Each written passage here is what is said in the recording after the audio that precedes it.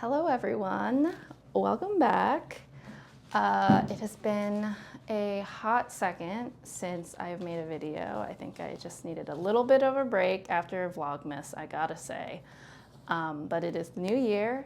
Happy New Year, everyone. I hope 2025 is treating everyone well and kindly and respectfully, frankly. So I thought it would be, I hummed and hawed about whether or not I would make a 2024 knits and everything I knit last year, and I realized we're now halfway through January.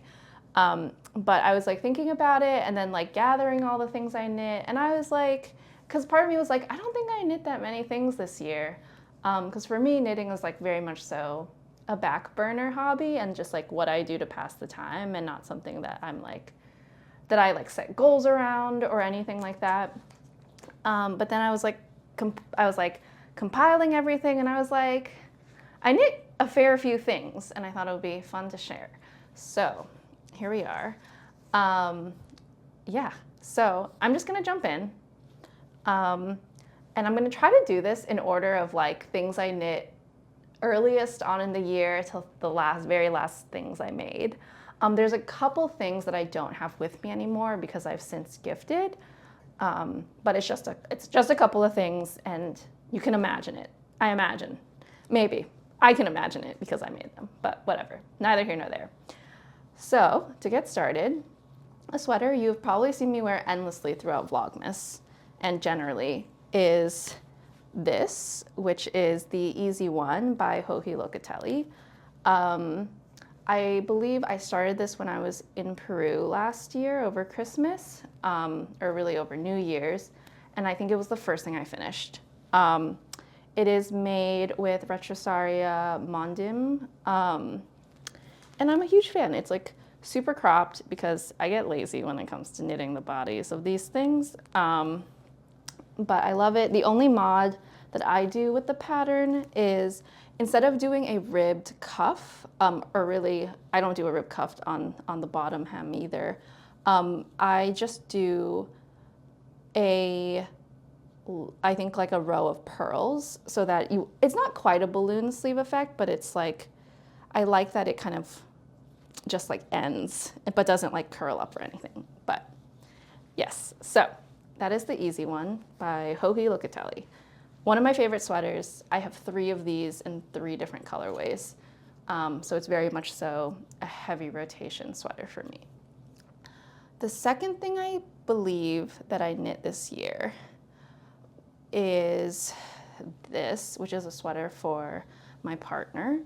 It is the Seasons sweater by Ozetta, or the Seasons pullover. I wrote Seasons sweater. I wrote notes this time by Ozetta. It's quite large. I think there was a big gap in my knitting between finishing the Easy One and this one, because I think I finished this in the dead of summer.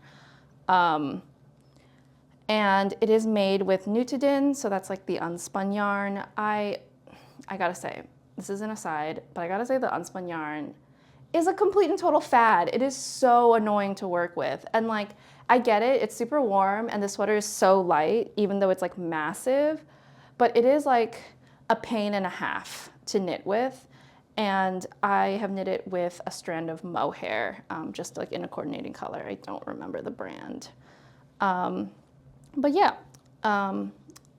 it was fine. I think this is half fisherman's rib. And to make a whole sweater from it, I think I'm happy with how it came out, but I think I ultimately felt this was a tedious sweater to work on. And I think I put it down a lot. I think it took me several months to finish. But my partner has not yet worn it because I think it's been pretty cold, but I think it hasn't been that cold, you know what I mean? I think the next thing I knit that I don't have with me is the Cameo Vest by Orlaine Souche. I will insert a picture.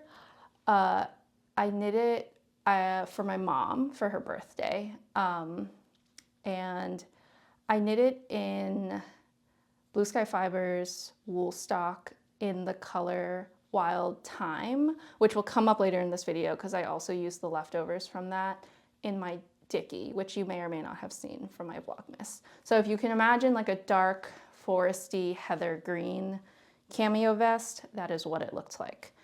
The next thing I knit, I do believe, is this. I forgot to write this one down. I think it is by My Favorite Things. I think it is the camisole number 19.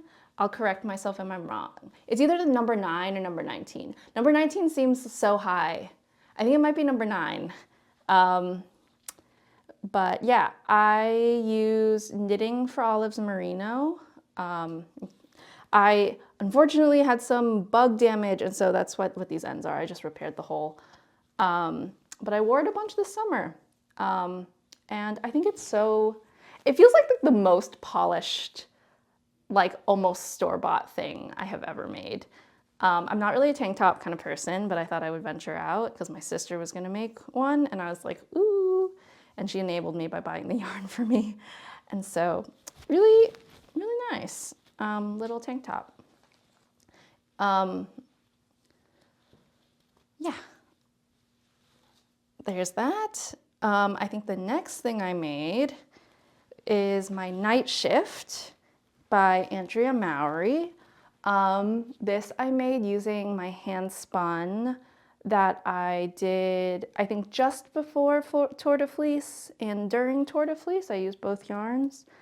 The white is wool stock, Blue Sky Fibers wool stock in, I believe, driftwood. I haven't blocked it, which is, I think, maybe evident, but I've been lazy. But it's been really nice for winter. I love how the colors came out. My gauge was like not perfect, and hence it's like kind of a weird shape. Like it's less wide than it is long, or like it's not as wide as I wish it was sometimes, but I do think maybe that would change if I blocked it, but you know, neither here nor there also. But yeah, big fan of this bad boy. And now we're getting into fall, things that I've made this past fall. I do believe the next thing I made, I think actually the next thing I made, which I don't have with me either, is I made a pair of DRK everyday socks, ideally for myself, but then they were too small. So then I gifted them to my mom for Christmas. But I used my hand spun, and it is the same hand spun that I used for these gloves, which honestly I think might be the best hand spun I have ever done. It was like a 3-ply Falkland braid from a braid that I got at Maryland Sheep and Wool 2 years ago now. So like their 50th anniversary, and it was like a 50th anniversary like specialty colorway, I think from Susan's Fiber Shop. But I guess now that I have these here, although these were the last thing I finished of 2022, 2024, we're getting out of order now. These are the Very Classic Gloves by Pearl Soho. And oh, they're perfect. They're amazing. I can't believe I did this. Weaving in the ends was so tedious, but I did it, got it through. I am like notorious for losing my gloves, like every year I lose a pair of gloves. And these I will not lose, and I will cherish forever. But yeah, just imagine a pair of DRK everyday socks in this colorway, because that is what I made for my mom. But going back to fall knits, I made another sweater for Juan Luis. And it is a Very Classic No Frills by Petite Knit. Juan Luis had brought back for me this like crazy color vomit speckled yarn from Peru, even though it's just, what is it? I wrote it down. It's just Malabrigo. It's just Malabrigo, but he got some for me while he was in Peru a few years ago. And I was like, I have no idea what I'm gonna do with this yarn. Because it is so colorful, it's so noisy, it's so loud. And then I was looking at like the specific colorway on Ravelry and like projects people have made with that specific colorway. Such a helpful feature. And I saw that some people were holding it together with like a strand of a solid color mohair, and that really like unifies the yarn. And so that is what I did. I held it together with a strand of black mohair from, I think, Knitting with Olive for Olive. And I really like how it turned out. The only thing we don't love, and by we I mean me and my partner, is that I did not alternate skeins because frankly I'm lazy.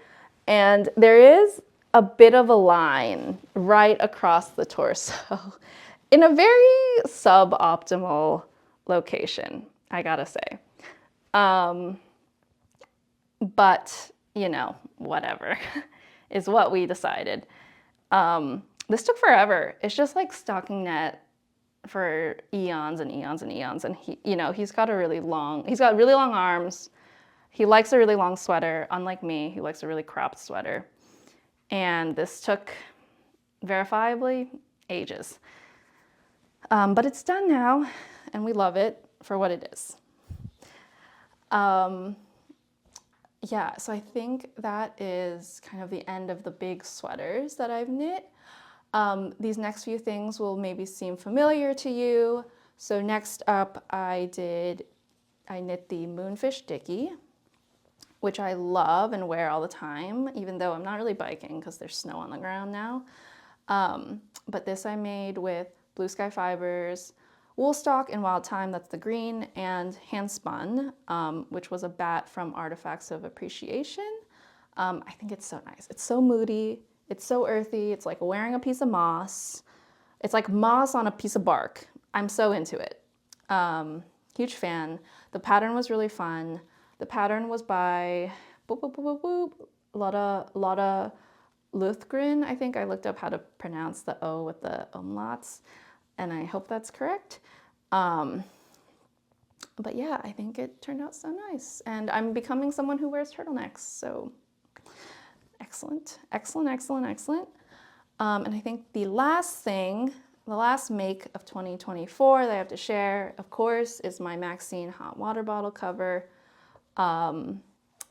which I made for a white elephant gift exchange, and then frankly took it home for myself because I really like it. This is by Laura Penrose. I use Knit Picks palette for this, just like scraps I've had lying around, and I think it turned out so nice. And it's like, this pattern's so striking. I've already used it. It's amazing for winter. Would recommend this pattern, would recommend owning a hot water bottle, all of that good stuff. So those were all of my 2024 makes. I think it came out to be about 1, 2, 3, 4, 5, 6, 7, 8. I think it came out to be about 10 things, which isn't bad. A couple of things I worked on for several months at a time, so I averaged about a project a month. Although I think for me knitting is, I kind of sprint when I knit and then spend many weeks not knitting and then pick up another project when I feel inspired. But yeah, I don't really have knitting goals for 2025, given my approach to knitting, which is I knit when I feel like it and when inspiration strikes. So I don't really plan projects out in advance for the year. I am, of course, always striving to knit down from my stash, which is not very large. I'm thinking I might do a like studio and stash tour, if that's something people would be interested in. The studio tour is mostly for myself because we are very sadly moving out of this house where we've lived for the last 4.5 years, which we've really made into a home, and I'm really sad to be leaving my beautiful, beautiful studio behind. And so I thought I would like kind of just document it in its final form before we start packing up and moving. And that might also be just a good time to do a stash tour. I don't have a very large stash. I buy yarn for specific projects, and then I make those projects, and then I don't have yarn left over. I will say I have like a kind of big hand-spun stash because I don't weave as often or as quickly as I knit. But I thought it could be fun. So I might do that. But all of that's to say, I don't have a crazy huge stash that's just like popping off with yarn that's waiting to be used. But I'm always striving to knit from my stash and to not buy yarn. I only buy yarn on like special occasions, like festivals. I'm not just like buying yarn left and right. But I mean, all of that's about to be a little bit contradicted, but not really. I just wanted to show off what I'm currently working on. So as I mentioned in my Vlogmas, I really wanted to cast on a Pines pullover, which is by Monica Christine. And this is my progress. I'm almost done with the body. I've got maybe like 20 rows left, because it's going to be, once again, another cropped sweater, because the girl loves this cropped sweater. And then I just got the sleeves. In the original pattern, there's cabling on the sleeves, similar to the cabling on the body panel. But frankly, I do not like the way it looks. And I'm lazy. So I'm just going to do regular sleeves. No extra frills or details. And that'll be great. I think this is going to really look a lot better once it's blocked. I think I had gone down basically like a size in needles because this is not quite an Aran weight yarn. I'm using Green Mountain Spinnery's Weekend Wool. But I'm kind of like, maybe it was closer to Aran than I thought. And I should have just stuck with, I don't really do gauge swatches, and that's my problem. But I don't know, but I think it's gonna be fine once it's blocked. So that's what I'm working on. And then I will say I have one other project lined up after this sweater, which I believe we're going to Peru for about a month, and this is gonna be my project probably while we're in Peru. We stopped by a new local knitting store called Knits and Pearls. Like knits and pearls, not knits and pearls. And I got a sweater quantity of Wool Dreamers Mota, which is just like a worsted weight yarn. And I got it in this like very brown. I'm entering my brown era. It's the truth.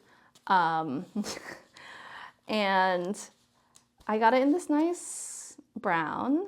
And I was originally thinking about making, so Hohila Kotelli released a bulky version of her Easy One sweater that's knit with like a worsted or Aran weight yarn versus like a fingering. And that's what I had my sights set on when I bought this.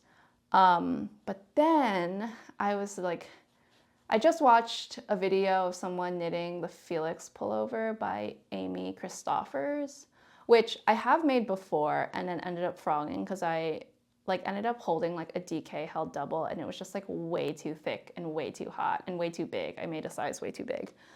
And so I frogged it. But I've been like wanting it in my wardrobe. And I was like, if I make that, I don't have to buy another pattern that I frankly don't really need. And so I think that's what I'm gonna do with this instead, is make a Felix pullover. That makes me think I should also share, I'm currently wearing the Lunenburg pullover, also by Amy Christoffers, which I made a few years ago and incorporated a little bit of handspun, but it's primarily Rowan's, what is it? Felted tweed, I think is the yarn type. But yes, so I think that is all I have to share for right now. I do not know when the next video is coming next, frankly, because I have to get ready moving, but I do believe I'm gonna do a studio tour. So stay tuned for that, I think in the next couple of weeks. Thanks so much for watching. Thanks so much for subscribing if you have subscribed, and I will see you in the next one.